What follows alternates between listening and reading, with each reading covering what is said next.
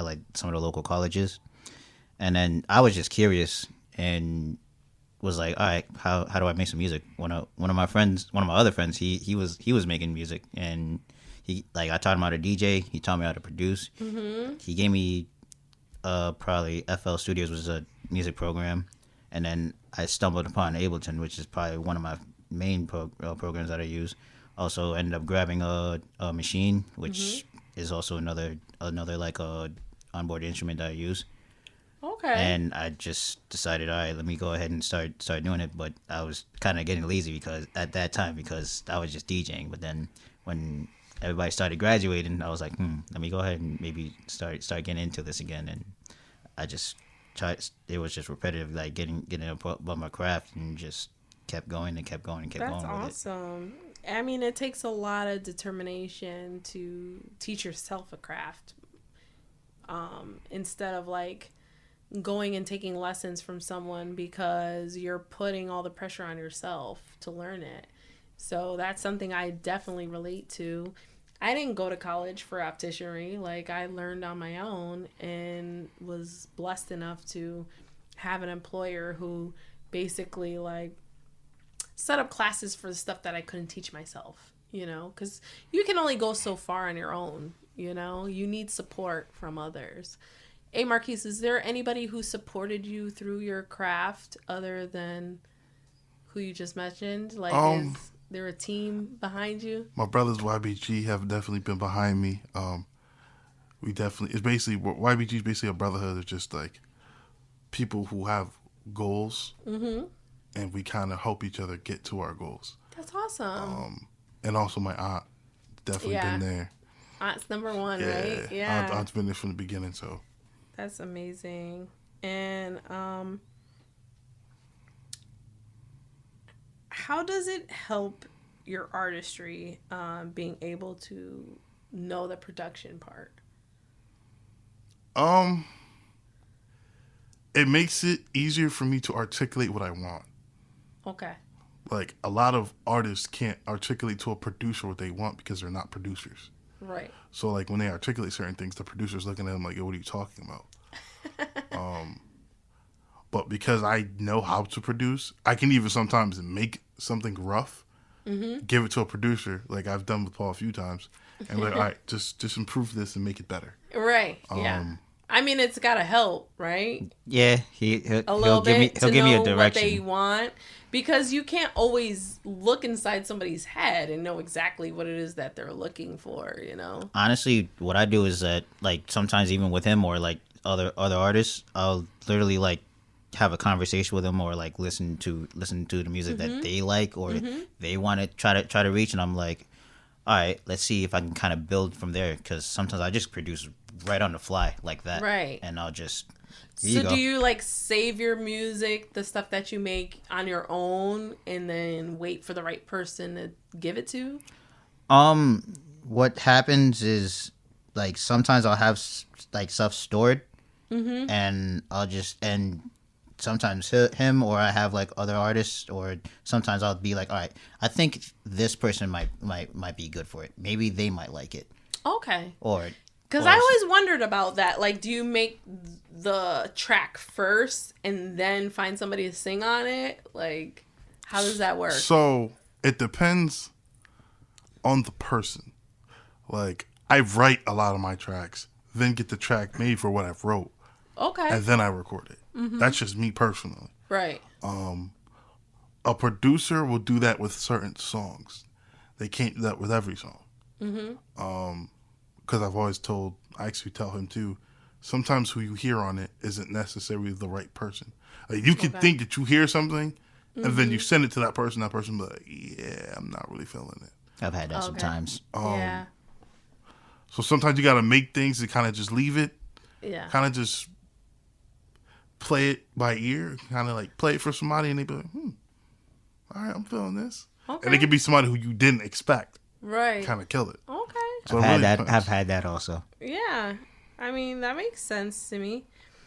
And this really is a question for the both of you. Do you ever, have you ever had people ask you to work for free? And if so, Like, how does that conversation sound like?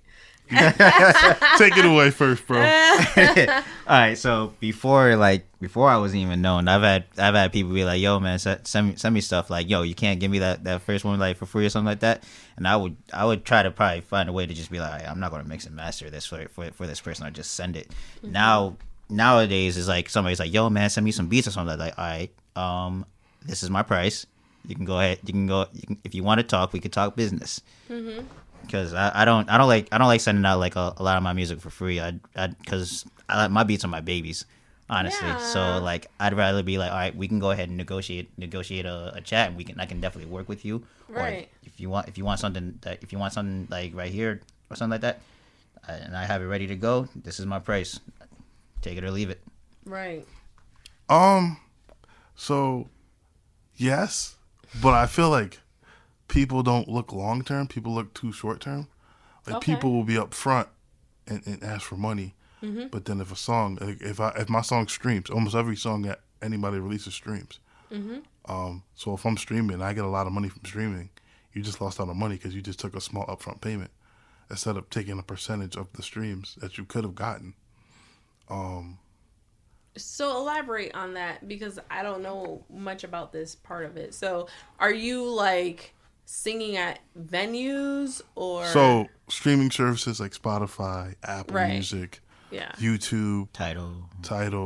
Like prime example, like myself, I get about 35,000 monthly listeners a month. Oh wow. So if somebody be like, "Yo, I'll pay you $90," I gotta pay them $90 to get on this track. I'm paying that no problem because I already know I'm gonna make that $90 in a month.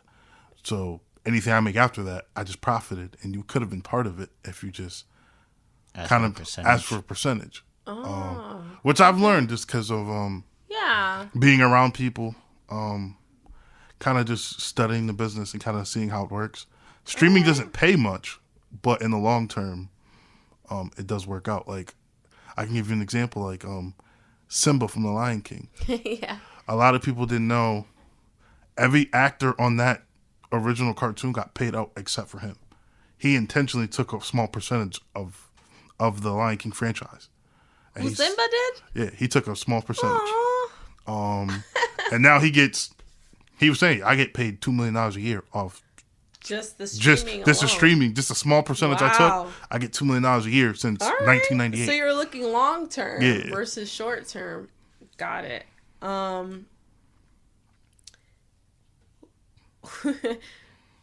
Who is the next upcoming big artist? Like, what do you feel like is underrated but is gonna blow? Like who, or just like it doesn't matter if they're famous or non-famous. It could be somebody local. It could be somebody that we already know. But who do you feel like is a big time artist in your eyes? Other than myself, this guy right here. Oh shit! Do you rap or sing?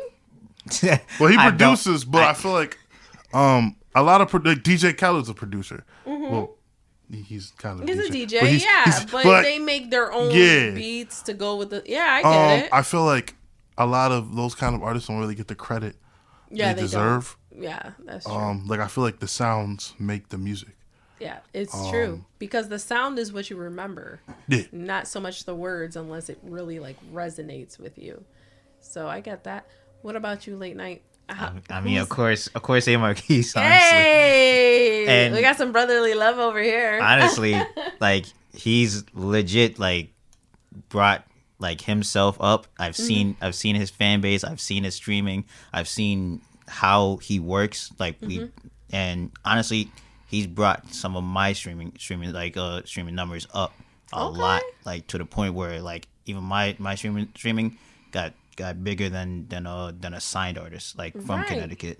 I was so surprised, and honestly, he's just really amazing at like doing what he does, and seeing like how big he is like right now, and him being underrated right now. Right, he's definitely blowing up. I feel like Connecticut is in general is just underrated. There's so many amazing artists in Connecticut, and I feel like people just blow over us. And I don't understand why. Like, I can actually answer. So it's because we're kind of in the middle of are the biggest music markets in the world. Right. Like New York is this way, Yeah. and then Boston is this way. Right. And those are the two biggest, Right. 2 of 10 of the biggest markets in the world. But they mentioned Connecticut in almost every movie I watch. Yeah, and then Like, if you look, every movie. every big artist who goes on tour comes to Connecticut. Yeah. Because we pay out. Yeah, we pay out. We pay out. We're rich, bitch. Like, bring your ass to Connecticut. But since we're so small, like prime Right. example, like New York City is one of the biggest markets. We may be but small, but New York size City does not has count. the same amount of people in their city as we have in our Right. entire state. So generally, we're just a small state. Yeah. So it's not that we're getting necessarily overlooked. We're just small. Right.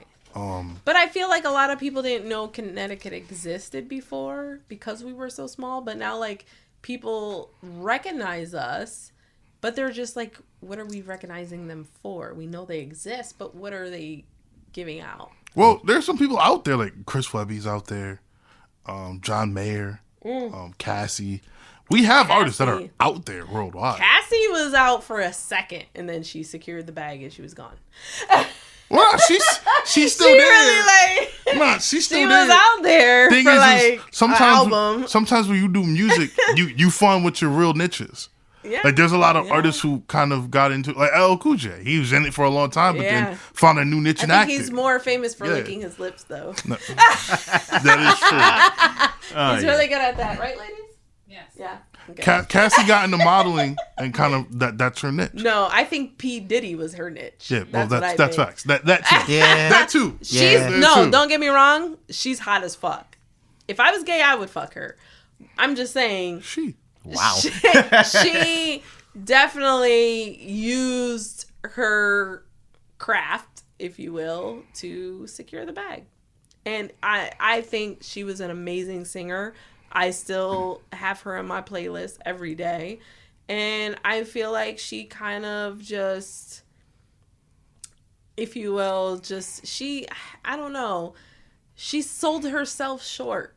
I feel like she could have had a long career in it. I don't think she could have. No, So I feel like she could have. I don't think vocally I she's loved there. her. Like in today's, you can't compare She to had any. the best party songs, though. Yeah, like, but if you look at her in today's hottest female singers, she's not messing with her. She's not messing with SZA. Vocally, on any level, vocally, she's nowhere near maybe them. not. But with the younger crowd, I'm talking about like the 20-year-olds, they don't really care like we care about vocal capabilities. They care about what the beat is. On a singing sense, they do. On a singing sense, they do. Because where they'll catch her is live. Because she can't sing live. She's terrible live. I went to her Really? concert and I was like, "Dang, all right, Mario." Really? That was her and Mario. And I was like, "All right, Mario, let's That's skip disappointing. to Mario because she's terrible live." What advice would you give to an upcoming singer? Ooh, just be yourself. Be yourself and be authentic. I mean, find yourself, because I feel like a lot of artists try to be somebody else on the radio. Like they listen to Hot 93.7. Like I've literally because I engineer on the side, and I have so many artists like, yeah, play a song like this, and I'm like, but I'd be like, what do you do? Like I don't care what that artist does. I want to know what you do. What can you do? Right. But they might not just know themselves. Yeah. Yeah, but you can't use somebody else to know yourself though. Right, yeah. True. What about you, Late Night? What would you give advice for an upcoming producer, engineer? Try to perfect your craft and find your sound that you like going for. Because honestly, it took a while for me to be like, all right, how do I get to sound like this? And try to go against the grain and not sound like another artist or Right. another producer Yeah. or another DJ. I was like, Right. all right, how can I make it so that, hey, look, people are going to know that, hey, look, this is me and this is going to be really good quality. So yeah. it was a lot of repetitiveness, trying to figure out, trying to look at tutorials, trying to figure out what tools are best for me. So trying to perfect your craft and figure out the sounds that you like, that you want to put out there is Right. honestly the best deal that you can get.